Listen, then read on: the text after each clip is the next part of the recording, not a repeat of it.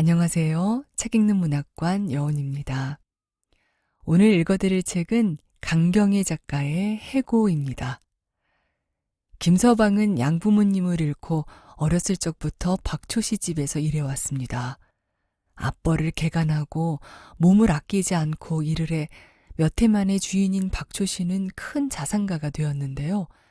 주인이 죽기 전에 김서방을 절대로 내보내지 말라고 유언까지 하였건만 주인 아들인 면장은 5원을 주며 이제 이 집에서 나가라고 합니다.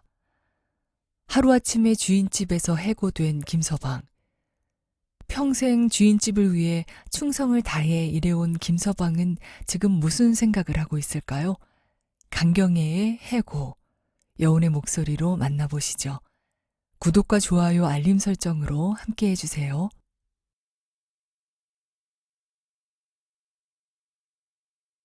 해고. 강경애.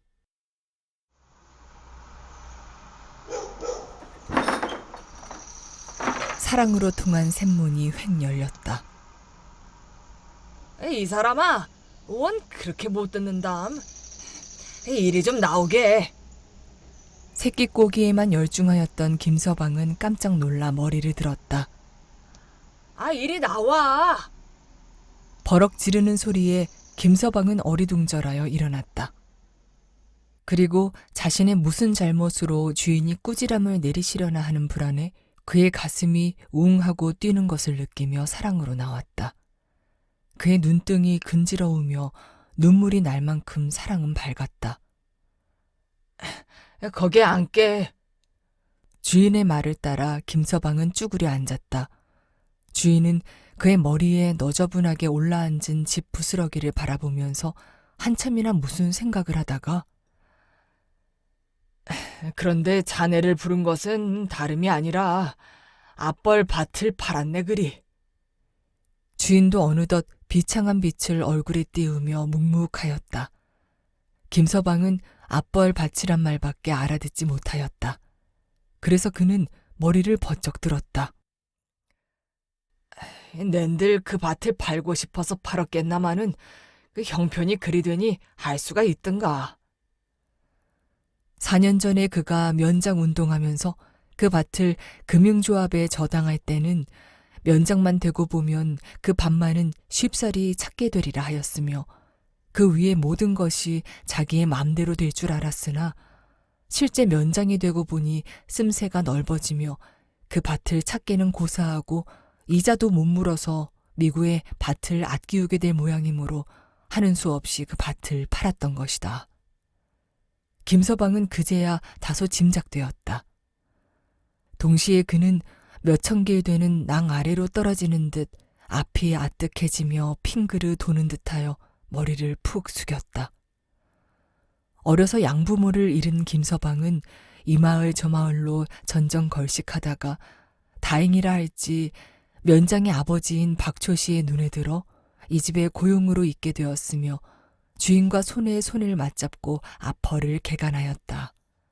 따라서 해가 거듭할수록 농사가 잘 되며 전지가 하나둘 늘어가는 데는 그의 주인의 것이라는 관념을 전연히 잊고 몸을 아끼지 않고 일하였으며 그런지 몇 해의 주인 박초씨는 이 신하면에 둘도 없는 재산가로 명성을 날렸던 것이다. 자네는 아인이 아니라 내 아들이니. 참말 우리 집 주춧돌이니 자네가 없으면 우리 집 꼴이 되겠나. 그저 돈만 모이게 되면 자네 장가도 보내주고 한 살림 톡톡히 물려줄 것이니. 응? 이 사람아. 주인 박초씨는 때때로 이렇게 말하여 김서방으로 하여금 극도로 감격하게 하였으며 잠시도 놀지 않고 일을 하게 하였던 것이다. 물론 섭섭할 줄 아네. 그러나 형편이 그리 되는 것을 어찌겠나. 면장의 어성은 가늘어지며 누가 밖에서 이 말을 듣는 듯 조심이 되었다. 물론 섭섭할 줄 아네. 그러나 형편이 그리 되는 것을 어찌겠나. 면장의 어성은 가늘어지며 누가 밖에서 이 말을 듣는 듯 조심이 되었다. 그리고 김서방을 대하여 사정하듯 하는 자기의 태도가 불쾌해지며 김서방의 얼빠진 듯한 얼굴이 싫어졌다. 그는 깜빡 잊었다는 듯 권련을 붙여 물며 면장의 특유한 위엄을 도사리었다. 따라서 그가 처음 김서방을 불러낼 때의 생각으로 돌아갔다. 그런데 말이야, 우리 집 형편이 이전 농사를 못하게 되지 않았나? 그러니 자네도 자네 갈 길을 취하여야 하네. 그는 그의 아버지의 유언을 잠깐 생각하였다. 김서방은 내가 죽는다더라도 내보내지 말어라. 그를 내보내면 우리 집은 다 된 것이다. 그는 다시 가슴이 뭉클해서 김서방을 흘끔 쳐다보았다. 해골을 보는 듯한 그 얼굴. 그를 더 두어야 송장이나 보았지 더 무엇을 얻을 희망은 없다. 그리고 요새부터 사랑벽이 쿵쿵 울리도록 하는 김서방의 기침 소리는 마지막 운명하는 사람의 담 올리는 소리 같아 불쾌하기 짝이 없던 것이다. 더구나 군에서 나오는 손님이나 있으면 그 기침 소리가 한 가락 더한 듯하여 금시로 내쫓고 싶은 마음이 들곤 하였던 것이다. 김서방은 청천하늘에 벼락을 맞는 듯한 면장의 말에 기가 질리어 아무 말도 못하고 부르르 떨었다. 그리고 무심히 담뱃불에 타진 듯한 자리를 그의 굵단 엄지손으로 만지작거렸다. 자리를 지른 왕골로부터 옮아오는 매끈매끈한 감촉. 그는 얼른 그의 방에 높직히 간수한 긴 왕골대를 문득 생각하며 이것을 기워야 할 터인데 하고 다시금 들여다볼 때 손과 머리는 너무나 동떨어진 듯 지금 자기는 어떠한 처지에 있다는 것을 얼핏 깨달으며 그도 모르게 주인님, 하고 불렀다. 면장은 머리를 들었다. 김서방의 눈에는 눈물이 핑그르르 돌아 떨어진다. 말을 해. 기다리다 못해서 면장은 이렇게 말했다. 김서방은 얼결에 이렇게 불러놓고 보니 그가 부른 주인은 아니다. 지금의 그의 앞에 앉은 주인은 그의 등을 밀어내는 주인이다. 그는 머리를 숙이며 여전히 담뱃불에 타진 자리를 만지작거렸다. 휘황한 남포등불에 터실터실하게 갈라진 그의 굵단 엄지손이 뚜렷하였다.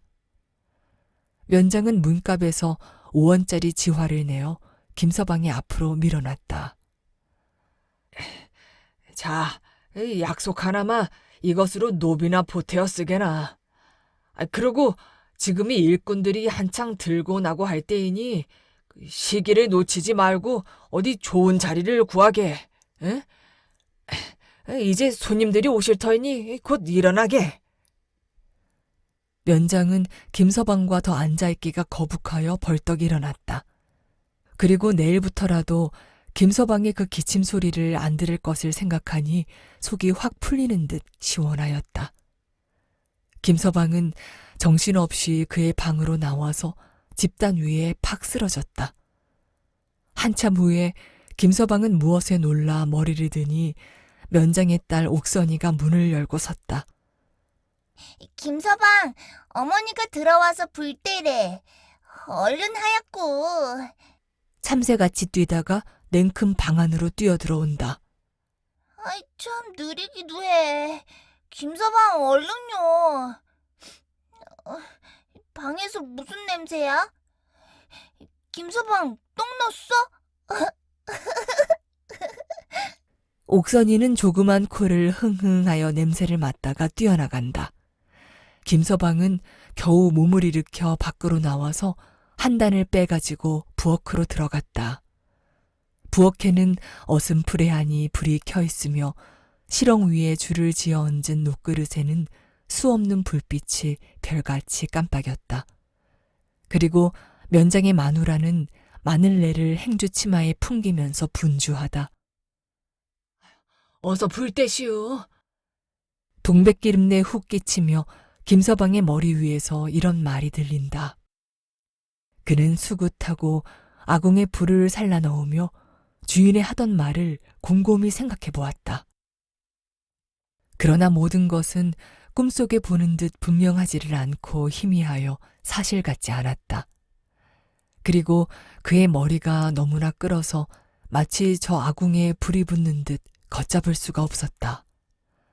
한참 후에 아유, 김서방, 왜 그러우? 어디 아프?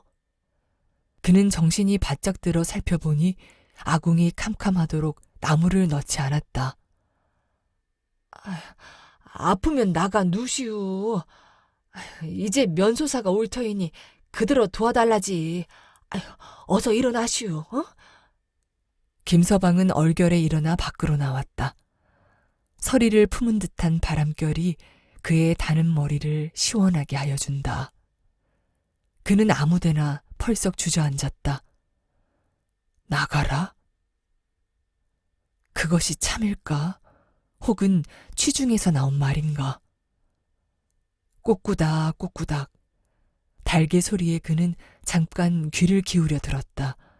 동시에 어느 닭을 또 잡누 하는 생각과 함께 수많은 닭들의 모양이 일일이 떠올랐다. 아침만 되면 그는 일찍이 일어나서 모이 바자기를 들고 돛돌 위에 올라서서 구구하면 산산이 해졌다. 큰 닭, 작은 병아리까지 목을 길게 빼고 뿌르르 뿌르르 달려와서는 떨어지는 모이를 보기 좋게 쪼아 먹고 하였다.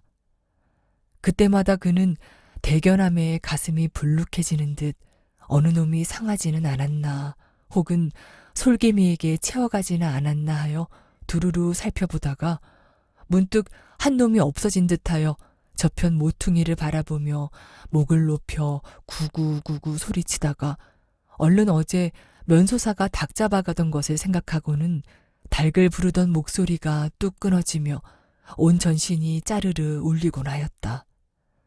그때마다 무어라 형용할 수 없는 슬픔이 불평으로 변하여 그의 뼈끝마다 스며드는 듯하였다. 자기를 알아보는 듯한 그 눈매, 자기만이 알아들을 수 있는 그 꾸루루 꾹꾹 하는 소리. 날이 갈수록 하나둘 보이지 않으니 아는 듯 모르는 듯 그러한 불평이 일며 주인 대하기가 어쩐지 싫어지는 것이다. 박초지 생전에는 삼형일마다 달개 고기를 느긋하도록 먹었건만 주인이 돌아간 후부터는 그렇게 많은 닭을 기르건만도 달개의 발목 하나도 구경할 수가 없었다. 저렇게 손님이나 오면은 2마리, 3마리 아끼지 않고 잡아서 술안주하고 그나마는 군수에게 보냄네, 어느 군속에게 보냄네 하여 달개 회가 쓸쓸하도록 잡아내 가지고는 하였던 것이다. 그는 이러한 생각을 하다가 몸이 오슬오슬 추우며 양 어깨가 으쓱하므로 몸을 웅크리며 살펴보니 자신은 지금 헛간 뒤에 와서 앉았다는 것을 알았다.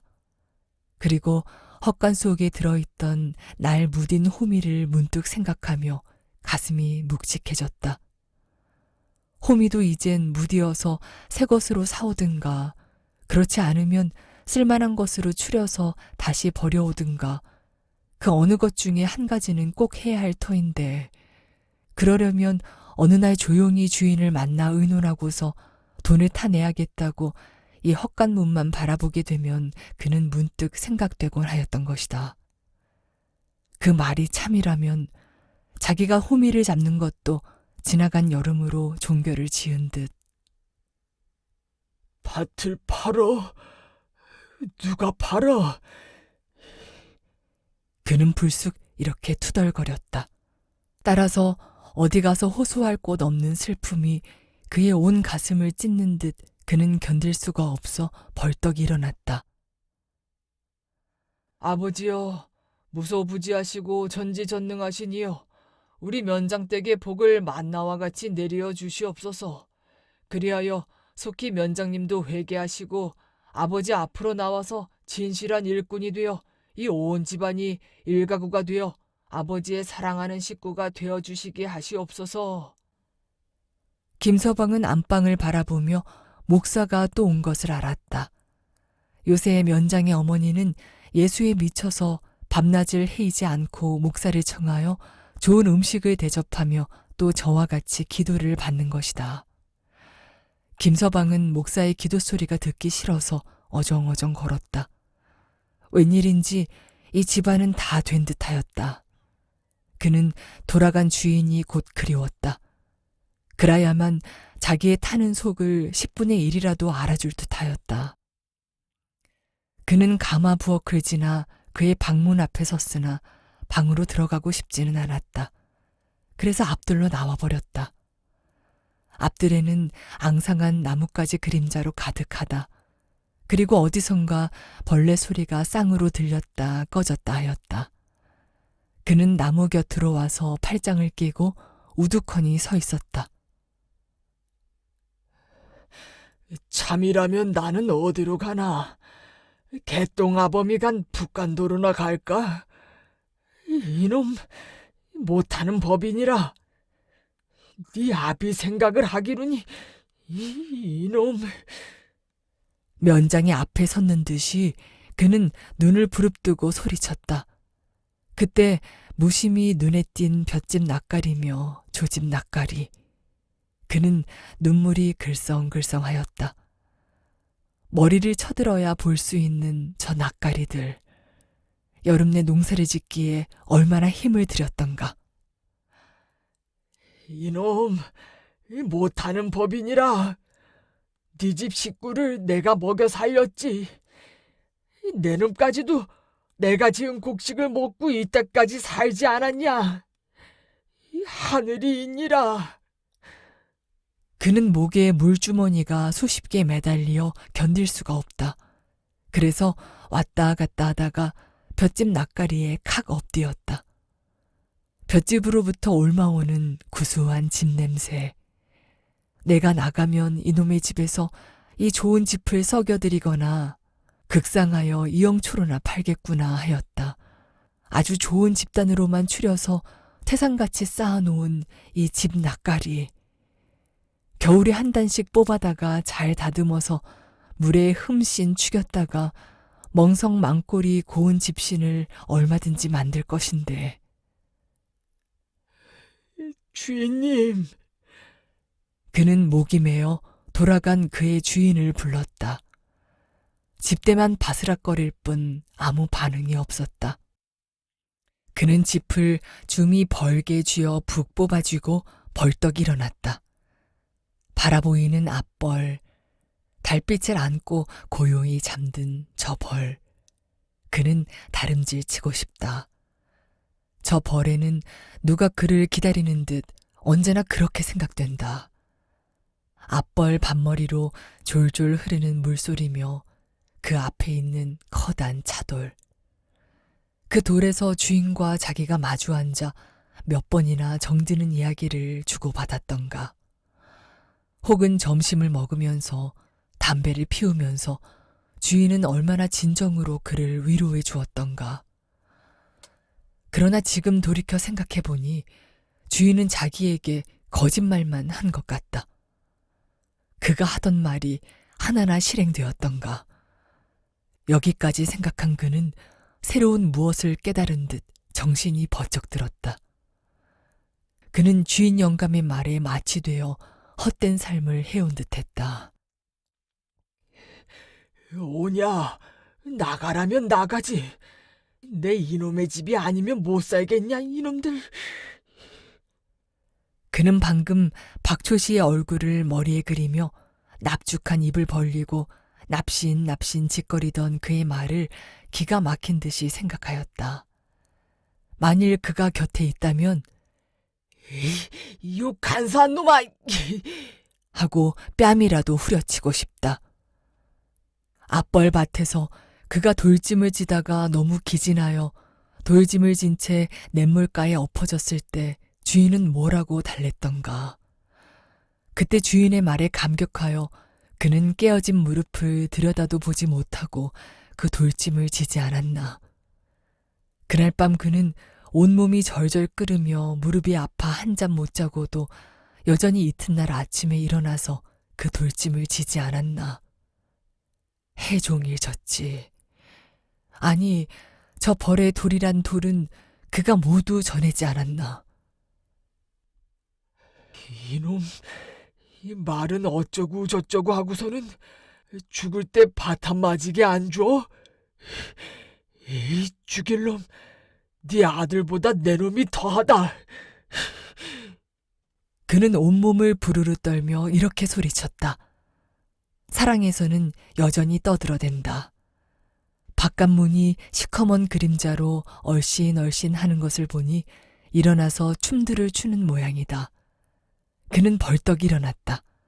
한시도 이러한 집에 있기가 싫었다. 그래서 그는 이 밤으로 어디든지 나가고 싶어서 허방지방 그의 방으로 들어왔다. 방에는 기름불조차 꺼지고 캄캄하였다. 그리고 무질서하게 늘어놓은 집단만이 그의 발길에 턱턱 가로챌 뿐이다.